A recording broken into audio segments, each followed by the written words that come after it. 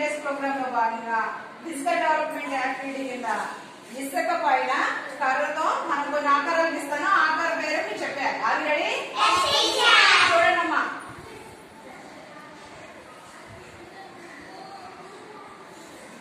ఇదేం షేప్ రాస్? Very good. Next చూడండి.